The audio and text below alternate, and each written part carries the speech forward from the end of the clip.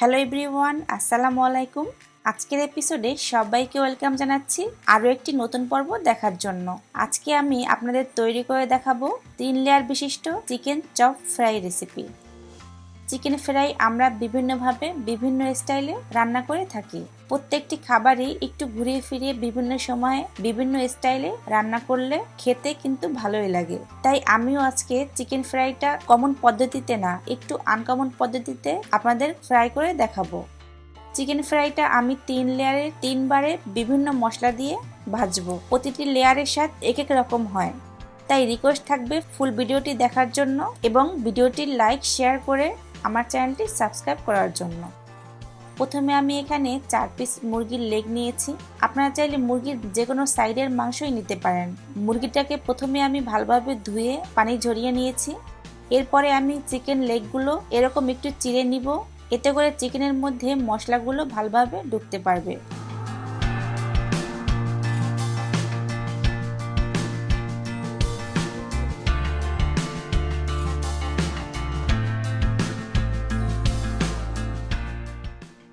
চলে যাচ্ছি প্রথম স্টেপে।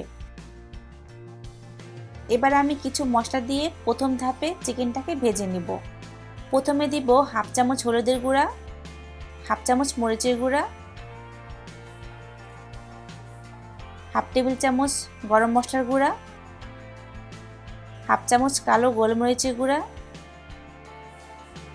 দিয়ে দিয়েছি 1 টেবিল চামচ আদা বাটা, 1 চামচ জিরা বাটা, 2 টেবিল চামচ রসুন বাটা,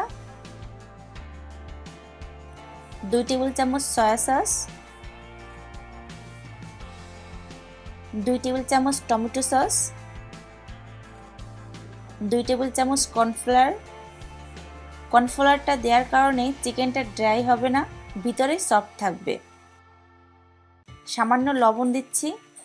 লবণটা আপনারা একটু বুঝে দিবেন, কারণ এখানে যেহেতু সয়া সস ব্যবহার করা হয়েছে, তো সয়া সসে এমনিতেই লবণ থাকে।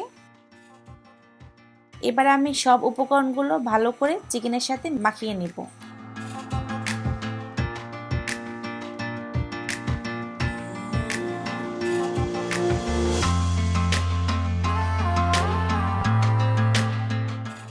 এবার আমি এই চিকেন মিশ্রণটা প্রায় 30 মিনিটের মতো রেখে দেব।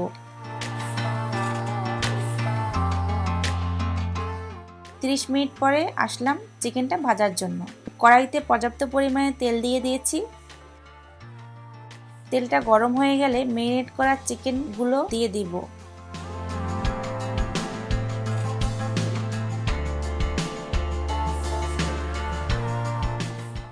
এই পর্যায়ে চুলার আঁচটা মিডিয়াম আঁচে রাখতে হবে।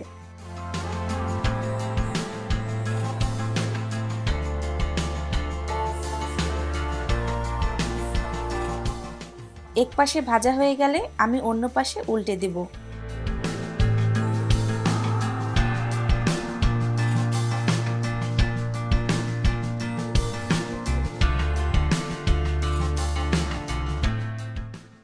এবার 2 পাশে ভাজা হয়ে গেলে চিকেনগুলো নামিয়ে ফেলবো। প্রথম স্টেপে চিকেনগুলো আমি বেশি ভাজবো না, কারণ আরও 2 বারে চিকেনটা ফ্রাই করা হবে, তাই দেখতেই পাচ্ছেন ঠিক কীরকম পর্যায়ে আমি ভেজে নিয়েছি।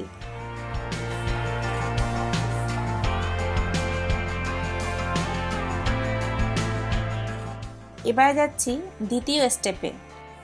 একটি বাটিতে 2টি ডিম নিয়েছি। ডিমের সাইজটা একটু ছোট ছিল বিধায় আমি 2টি ডিম নিয়েছি। ডিম যদি একটু বড় সাইজের হয় তাহলে একটি নিলেই চলবে। এই ডিমের মধ্যে দিয়ে দিব সাদা গোলমরিচের গুঁড়া।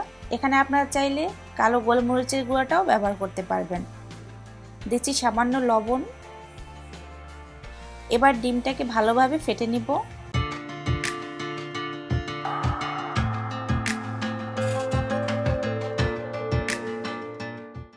এবার প্রথম লেয়ারে ফ্রাই করা চিকেন একটি চামচের সাহায্যে ডিমের মধ্যে চুবিয়ে চিকেনের সাথে ডিমটা ভালোভাবে মিশিয়ে দিতে হবে। এবার ডিমটা উঠিয়ে উপরে অন্য হাত দিয়ে চিলি ফ্লেক্স ছিটিয়ে দিয়ে তেলে আবারও ভেজে নিব।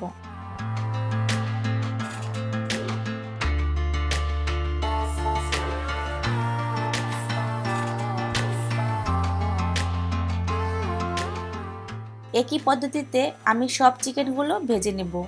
চুলার আঁচটা মিডিয়াম আঁচে রাখতে হবে অবশ্যই।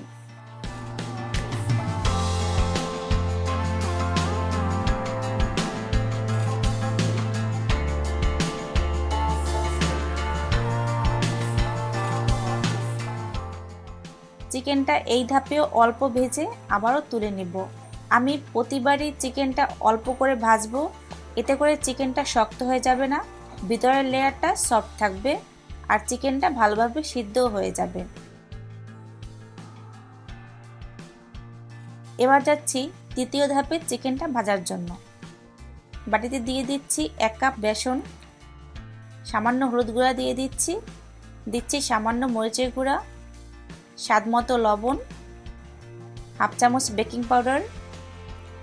এবার একটি হ্যান্ড উইক্স দিয়ে একটু মিশিয়ে দিব। এবার অল্প অল্প পানি দিয়ে ব্যাটার তৈরি করে নিতে হবে।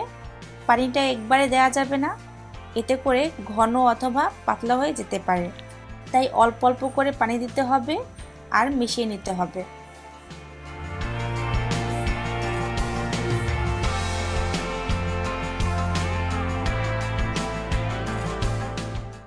একটি কাপ দিয়ে দেখাচ্ছি ঠিক কীরকম বেসনের ঘনত্বটা হবে।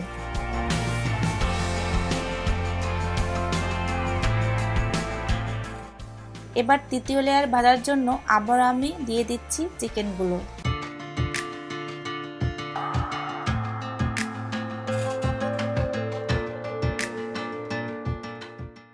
এবার ওই তেলেই তৃতীয় লেয়ারে ভাজার জন্য বেসনের সাথে চিকেনগুলো মিশিয়ে তেলে দিয়ে দিব ভাজার জন্য।